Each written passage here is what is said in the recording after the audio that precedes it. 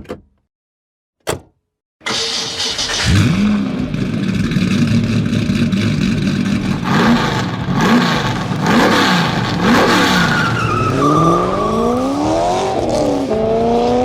right, welcome to episode 3 of the Showroom. You can take a look at our set here. We got some cool stuff.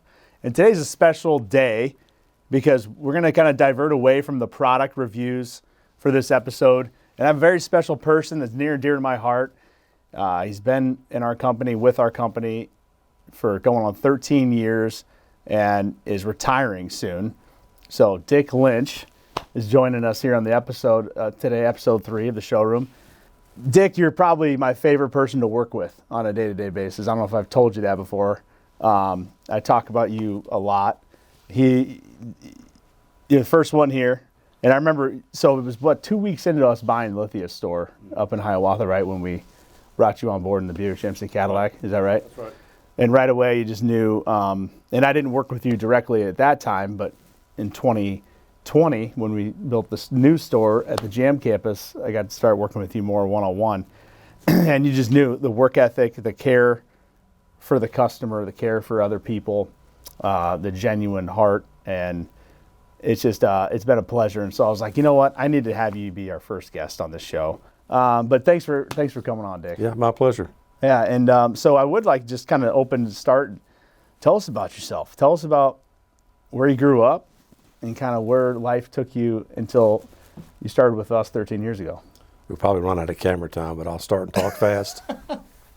Yeah, so Gavin, I'm originally from Roanoke, Virginia, which is a town in southwest Virginia in the Shenandoah Valley, a very beautiful area of the country, a town about the size of Cedar Rapids. Yeah, so family moved to Atlanta, Georgia in May of '68, and I went to college in Tennessee. So I lived in Appleton, Wisconsin from 80 to 83. And then they said, well, we moved our corporate, believe it or not, our corporate divisional headquarters moved from the top of the MetLife building in Manhattan, which is like right over Grand Central Station. Big time deal. They built a divisional office in Gordon, Georgia, which is like jumping off into the middle of nowhere. I worked out of Jersey, but I lived across the river in Pennsylvania. Okay. So I had an hour-and-a-half commute each way every day to work. And I got a call from a company in Cedar Rapids, Iowa, said, we're looking for somebody to run our sales and marketing and customer service. Would you be interested? And I really was interested, but I didn't want to move anymore after that. I'd moved enough. So I wanted to get my kids in a same school system. Yeah. And I lived in the Midwest 3 years in Appleton. I've been in Cedar Rapids before that. So I knew the area a little bit. And so I jumped at the chance. Came out here, they offered me a job. I worked for Pennick and Ford, Penford Corporation at that time. Yeah. And did that for about 10 years. And how did they get a hold of you? It was word of mouth. I mean, they just called me directly on the phone. But how did they find out about you? They went to the common customers that we all served. Okay. And they asked if you knew anybody that might fit what we're looking for. Sure. that doesn't done a good job for you. Yeah. So that was all how it was done. Again, Gavin, this is all predates LinkedIn and any of this kind of stuff. It's all word of mouth. And then so you moved to Cedar Rapids. That's where you built the house on 34th, right? Yeah. And that was what year? 86. So did your kids all go to Wash? Yep, all went to Wash, Yep. Franklin and Wash. So you got 10 years Pennick and Ford, basically. Yep. So then I had the crackerjack good idea. It's time to start my own business if I was going to do that. So I had an association with a co-worker that we had a product that was an emulsified triglyceride. As soon as you say that, I usually would say, who cares about that? So it was a specialty chemical as an additive used in the production of coated paper to reduce the coefficient of friction. So is that what gives the magazine the gloss? it helps with that. With the help? It does. It helps that, exactly. Gotcha. So that market had been, since we just had an election yesterday, there's an interesting statistic about the coated paper market in the United States.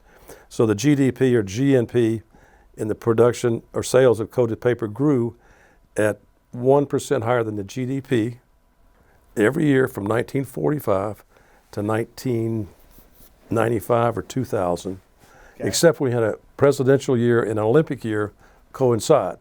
Then it grew 2 times. Is that right? And it was like you could lay a line on it. No kidding. Right there. So I knew the coated paper industry was changing with the digital imaging coming on, but we were in business for 20 years, 7 good, 7 average, and 7 bad. That's kind of the way I could break it out.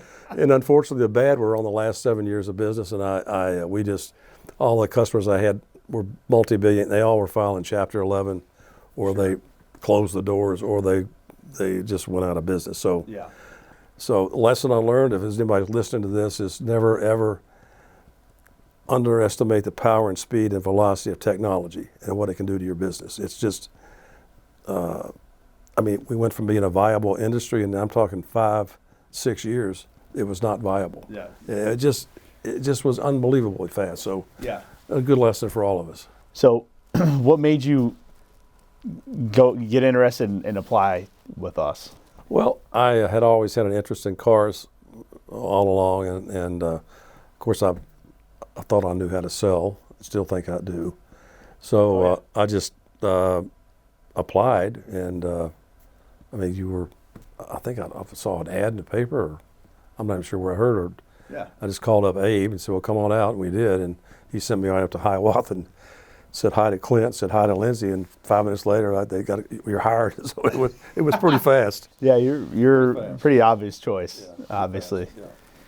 So, looking back on your 13 years, what surprised you going into a new industry in a new role? What surprised you that you didn't expect? Yeah, the one thing I touched on it earlier is the length of the selling process. I, again, came from a background that would take multiple levels of people you had to sell: production, research, technical, purchasing, et cetera, and it took years to sell them because the risk of making a change was just too much. Yeah. If the product failed, could throw away $1 million. Yeah. So that the selling cycle came from long term to right here. You're sitting at my desk right now, so we need to do this deal today. Yeah. That was 100% the biggest thing I had to adjust to, and still do, quite frankly. Yeah, yeah, and you've sold thousands of cars. It's fair to say over the time frame. Is there one customer or one deal that stands out, or maybe a couple that this is like, this took the cake? This was a fun deal, or this was shocking, or this was a train wreck, or you know what I mean? Is there anything that stands out to you as a? Well, a lot of them, unfortunately, remember are the ones that went south in a hurry, and maybe something that I did or something else did. Truthfully, 95% of the people that I've worked with are very reasonable people. Oh yeah. And they are decent, nice, honest. Yep. And I've had no issues with them at all. But I will share one story with a guy that I remember. This was not too long after I'd started. He came in and said, with his wife, and he said, well, would like to look at this. And I said, okay, fine. I did the process. Sit down. We'll figure out what you'd like to own and get a trade appraisal and come up with some numbers, and I'll ask you to buy the car. Standard stuff. He said, nope, I want to know how much my car is worth right now today. And I said, well, really, we didn't do back then. I said, I can't really give you a fair number on it until we determine what you were interested in buying, and trying to dance around it and so forth. Yeah. And he said, no, I just got to have a trade appraisal right now. That's all I want to hear. This went on for about an hour, and his voice got louder and louder. He never sat down. His wife did. He stood up. So I said, okay, Bill or Sam or whatever his name was, I'll go back and talk to the manager and see what I can do for you. So I knew what the answer was going to be. So, it was always consistent. Well, I really can't give you a price trade value on this car until he's picked out one and we know what we're dealing with here. And I said, okay. And I got back to my desk, and the guy said, well, I'll tell you one thing. The next words that better be out of you better be a number out of your mouth, or I'm leaving. And I said, well, and he got up and went right out the door. And I was okay with it too, by the way, because I knew that was going nowhere fast. And I just said, well, I said it just like that. Well, he was up and gone. And his wife was almost in tears. So that was one that sticks out. And oh, that's funny. Well, it's funny how we've kind of adapted that process now, and that leads into a good question. Like, how have you seen the automotive industry and what you in your role change in the 13 years? Yeah, so the change would be, well, first of all, the amount of fresh traffic coming through the door is almost non-existent. I won't say that, but I went from having what they call fresh ups, fresh traffic, with legitimate traffic, people that's honestly out looking at a car, running 30 to 40 people a month, and this was somebody would have gotten inside and sat down, talked to them, did the whole process, and you closed at a 25 or a 35% rate. You were doing well, fresh up, and that's what I did. And now, since 20, when we moved down here with the COVID, the Derecho, chip shortage, inventory shortage, material shortages, all those things, there was kind of a tipping point on, I really get fresh up traffic now is in the handfuls, maybe 5, maybe 10. My business is all based off of referrals and repeat business. So that's where I get my business. So that's the change that's occurred. And I suspect going down the road, there's going to be more and more of that. Most of the deal will be done before they cross the threshold to come into our. To come into the store, yeah. I think I may butcher this stat, but 15 years ago, consumers would visit between 3.5 and 4 dealerships before they bought a car. Right. And that now is nearing 1. It's about 1.5 to 1.6. Yeah.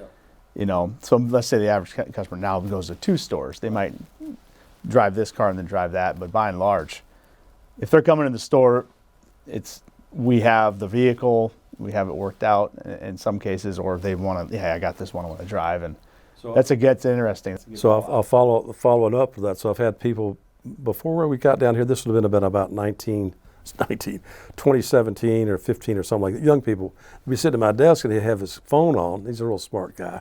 And he's sitting on his phone. He said, well, I see they've got one in Chicago for this price. They got one in Minneapolis at this price. And there's one in St. Louis at this price. So I'm listening there and he said, look at that. I said, I see. Well, look at that. So I said, well, I said, tell you what, I've got a blue one with everything else on it. It's sitting right out there. And that's my price right there, sitting right there. I can't do anything about the rest of the market in the Midwest or nationwide. This is what I have right here. I mean, so mirror the customer's performance. You just have to do that with being nice about it. But that's that. I see that often. Yeah, for sure. Oh, that's interesting. So where are your kids? Tell me about where they're at now. And I know that's going to be a big part of your retirement. So Matthew is in New York City. He works for J.P. Morgan. He's been with them, I think, about 24, 25 years now. Patrick, my youngest son, his wife is affiliated with Yale University. She's got a senior position there. Patrick is a real estate consultant type. He does a lot of spreadsheet analysis on big-time real estate projects for a company based out of San Antonio.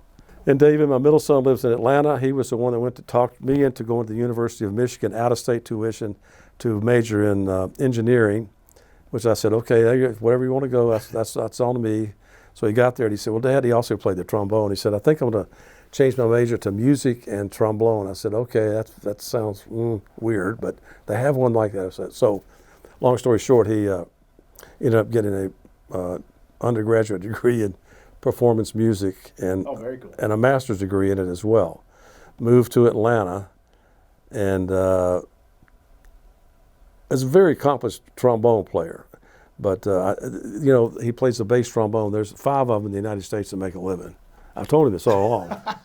There's 5, and they play until their lips blow out. Yeah. So he did well with that. But then he met a girl. They kind of got good. He said, I got to make a living. So he's always had a good engineering background. So he got involved with a company that designs and sells clean rooms. It's a dust-free manufacturer, and he's just done. Sure. It's been with him about 15, 17 years. He's just done real well. Travels a lot, but he's found something. He's got kind of a niche product and done real well with it. So funny how the pathways turn like that. And Marcia, is she retired yet? She has. She was at Klinger for... She was there for a while, and then she worked for another store here in town. She had her own business as an interior designer kind of thing. Yep. So she's been retired for a number of years. She is very smart, very artistically inclined. Now, one thing I thought would be interesting to bring up today, you brought up Derecho. You had a very unique Derecho experience. Even in this, there's probably a lot of stories out there, but talk about how long you were at the Marriott on Collins, which is now the Radisson? How long were you at the Marriott? 9 months. So I became an ambassador status because I stayed there so long. So when I checked out of the Marriott, we would be on a vacation or something, I would check into the Marriott. Well, I would be greeted like I was the president. Oh, Mr. Lynch, we're so happy to have you here. Here's a greet, you're an ambassador status. So that was They got a plaque on the wall now. You're in the Hall of Fame at the Marriott. It was kind of a joke with us. So, no, our house got old house. Gavin built in 1866. I had every big tree in the house was knocked down flat. One of them hit the house square and put a huge hole in the second floor, which pushed down the ceiling into the bathroom below it, and then it just messed everything up. I went through 2 contractors. They never showed up, or did show up, and then never showed up. I tried to do local people. So by the time all this got finished, now I'm in December.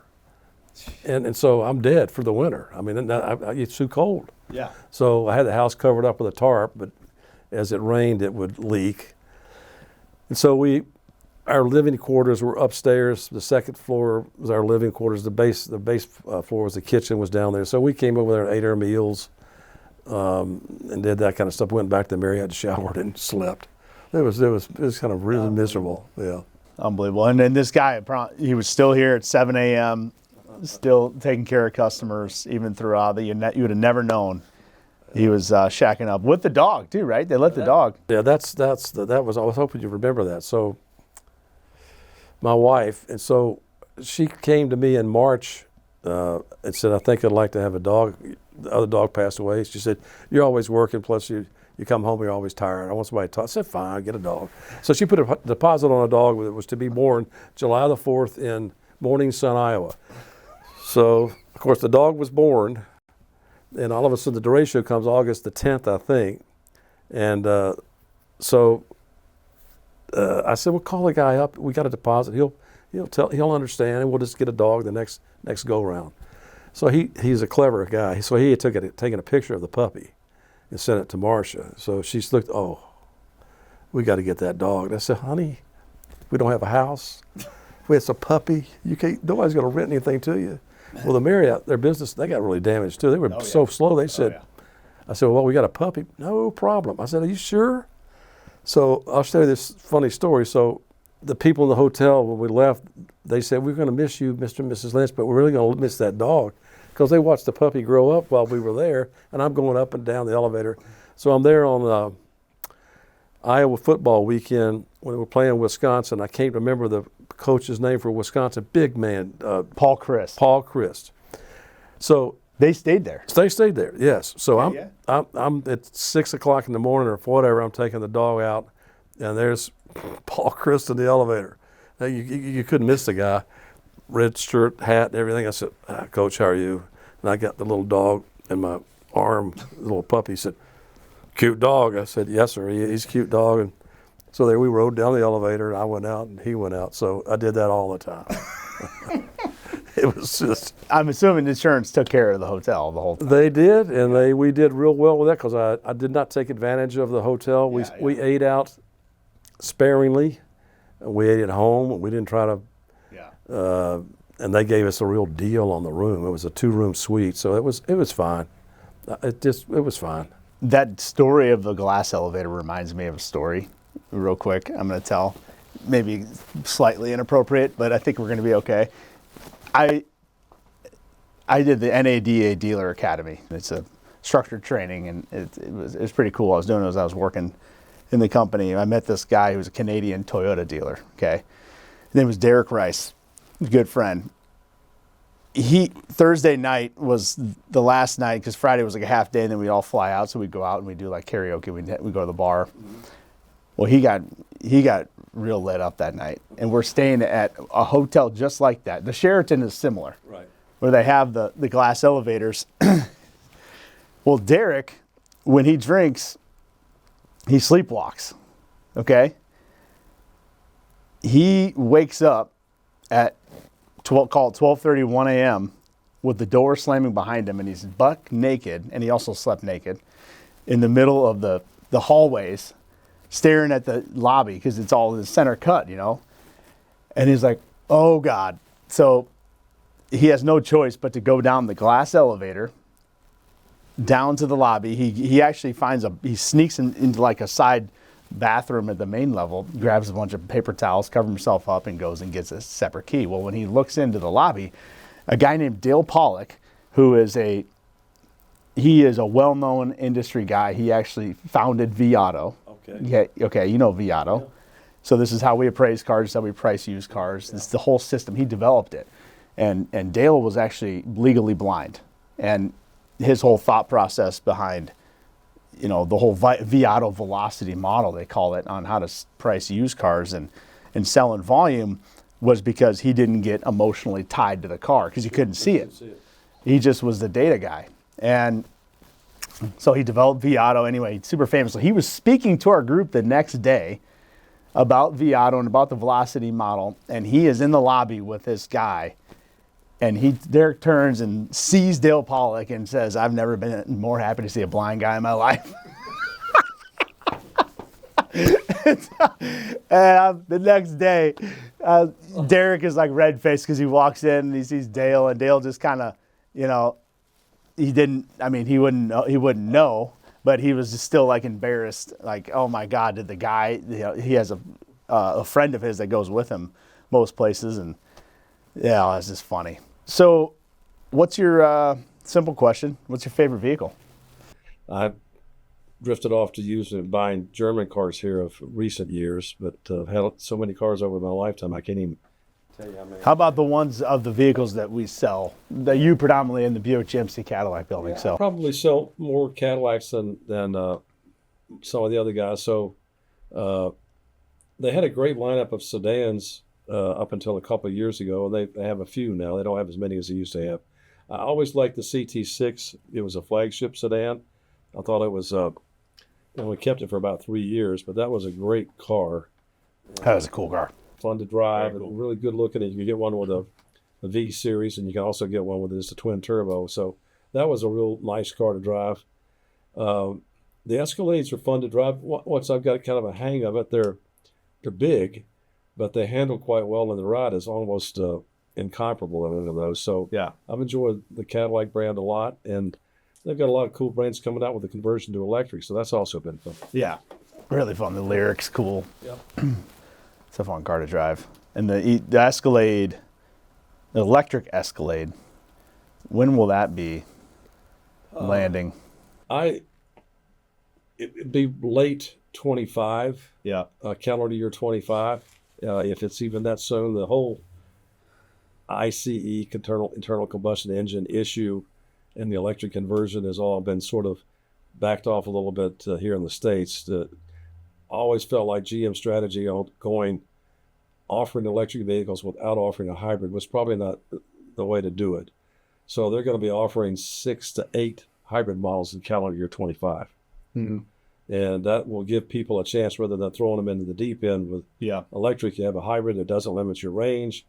You still have the better fuel mileage, which helps the CAFE standards that GM has to hit every year. Yeah.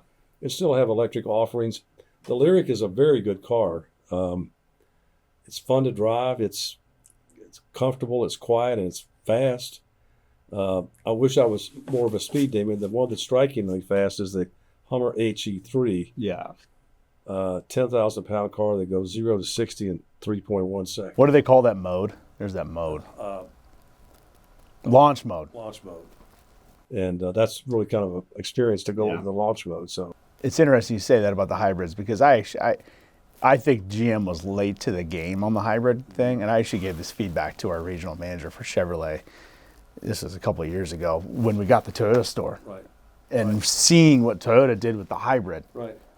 I think it's inevitable we're going to continue to go the electric route, but there is that bridge that needs to be built.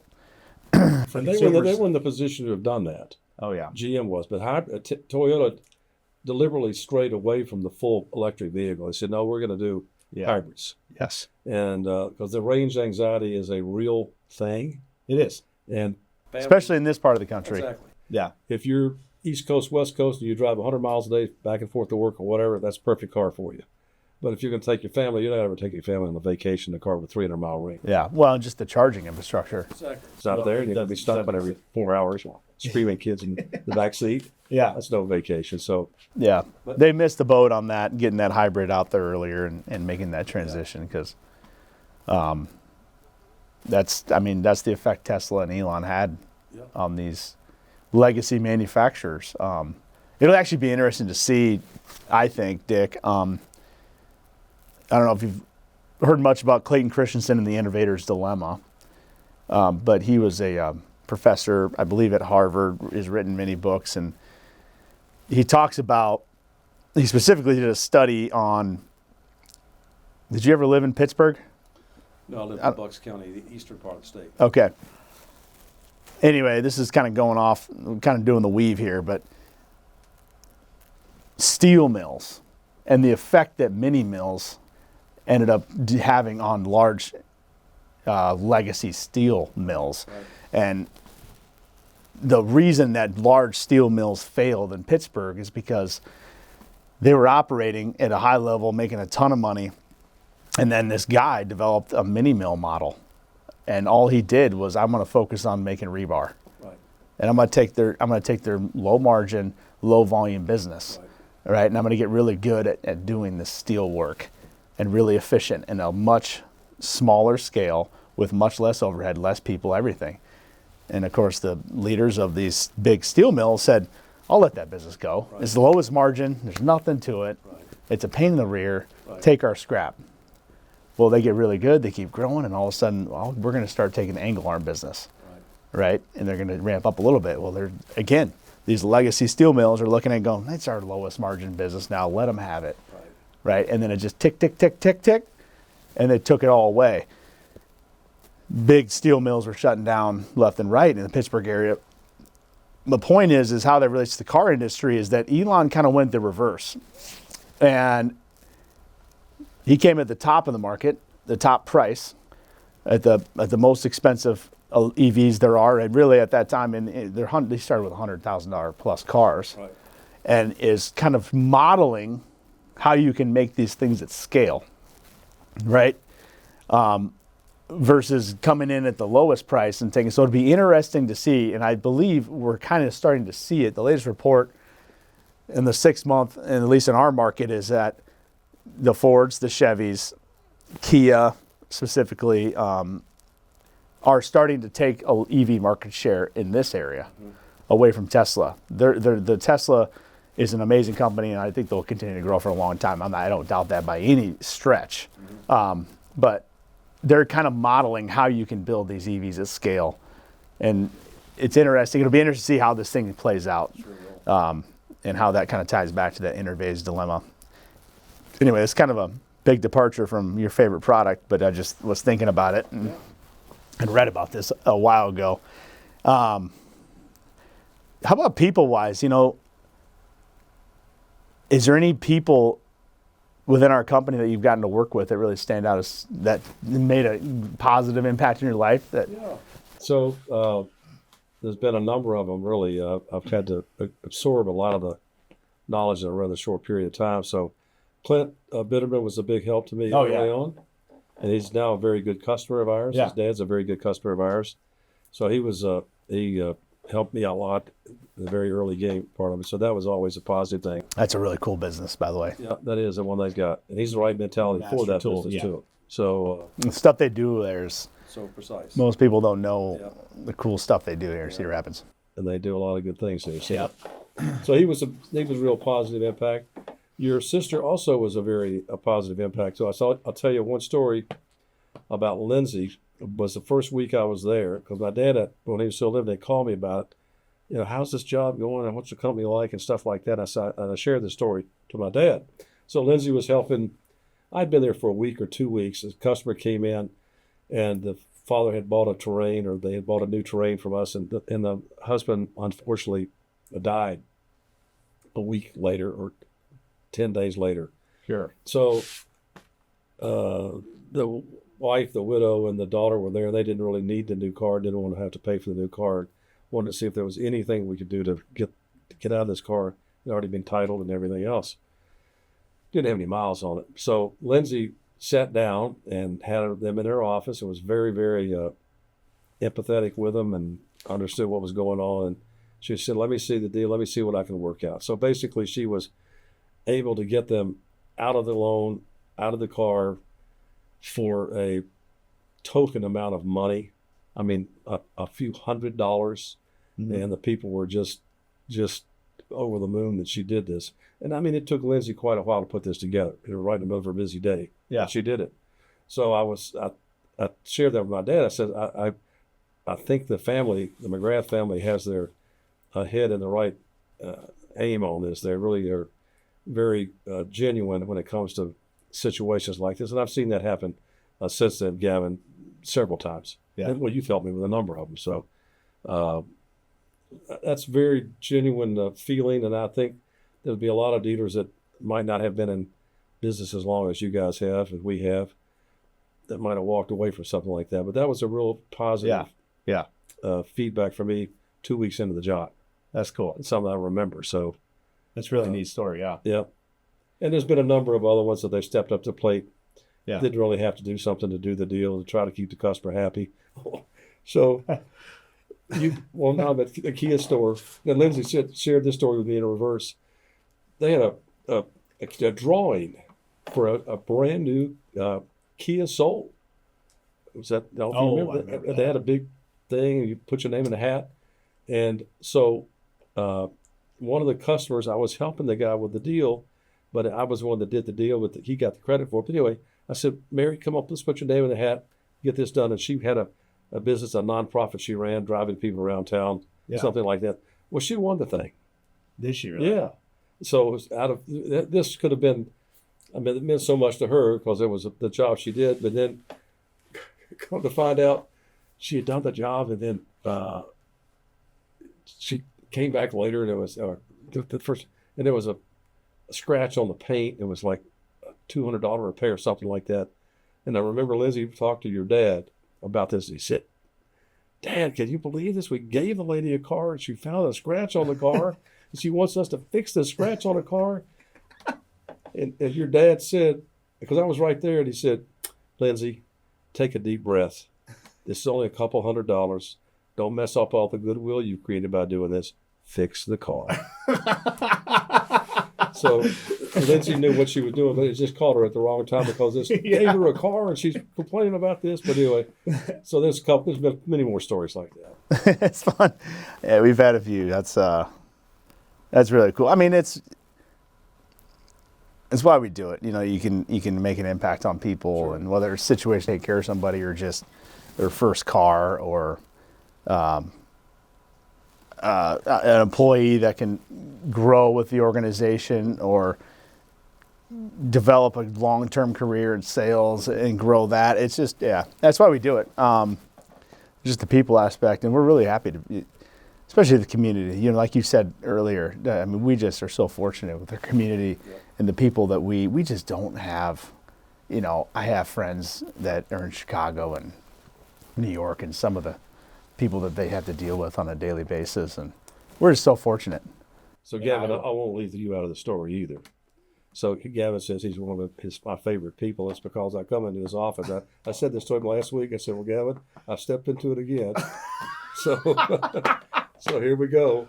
And you have helped me out on numerous occasions with very sticky customer situations, and you have to respect the customers, and you do, and I don't have to tell you about it, but they buy and have bought and will continue to buy multiple vehicles from us over the years, and they've demonstrated that. So you didn't really even flinch. You said, okay, here's what we're going to do. Yeah. And that took care of the problem. Yep. And resolved, as I said, I'm going to pick them up at the airport on Friday. This Friday, right? Yeah. Yeah. So that's very, the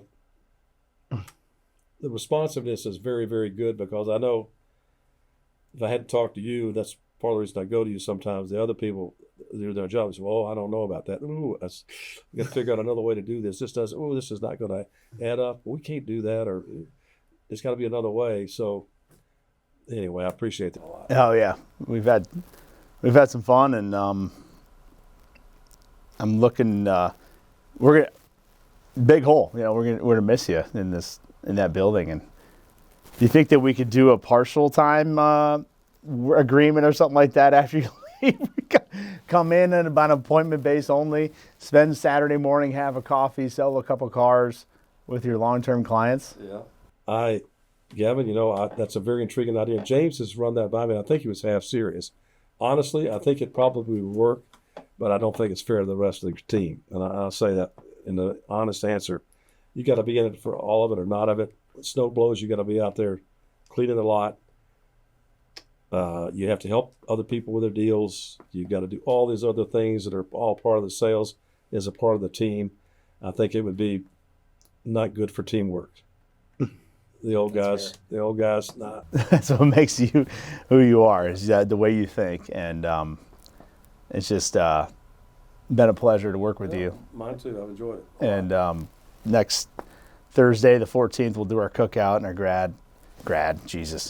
our retirement party. And I don't know. Is there anything else that you can think of, or questions? Or no. I guess I'll one more. Where do you see the car industry going? Oh.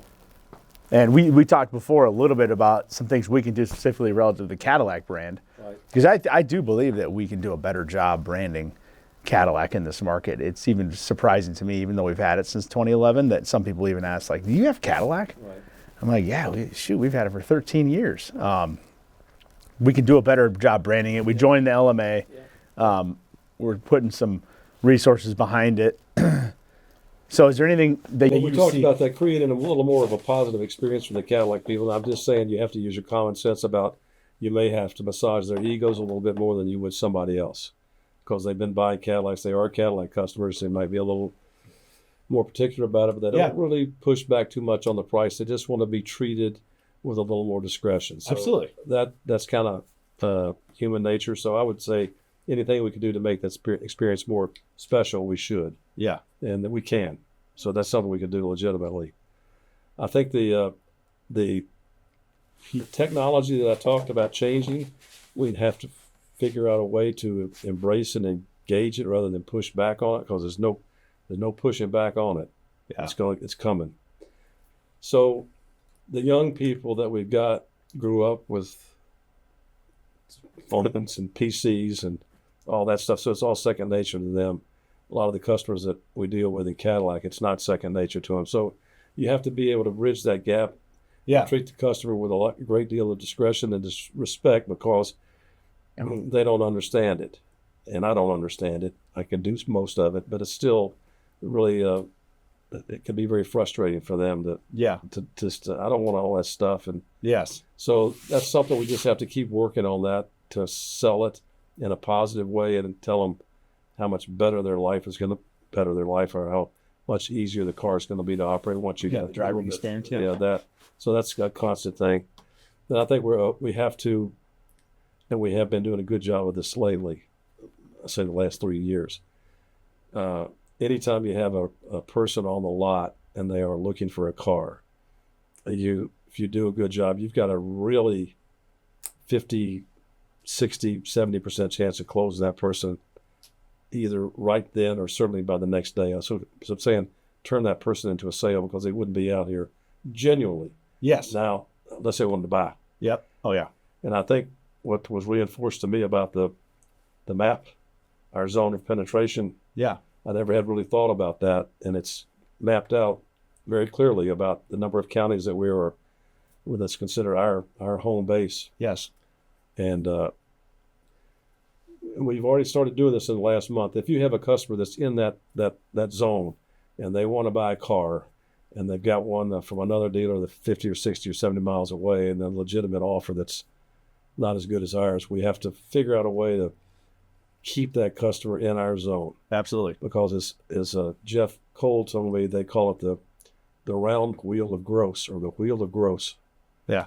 The new car starts that wheel of making gross profit, because it keeps the techs busy, it keeps the parts department busy, everybody busy. So you have to maintain that new car volume is really the start of it all. So anything to do that, but I think protecting our area is a reasonable strategy. I really do. Yep. Great. Thanks for spending time with me today, Dick. I hope you enjoyed it as much as I did. Very much. Awesome. Thanks for spending time with those guys, and that's it for the showroom today. We'll see you next time.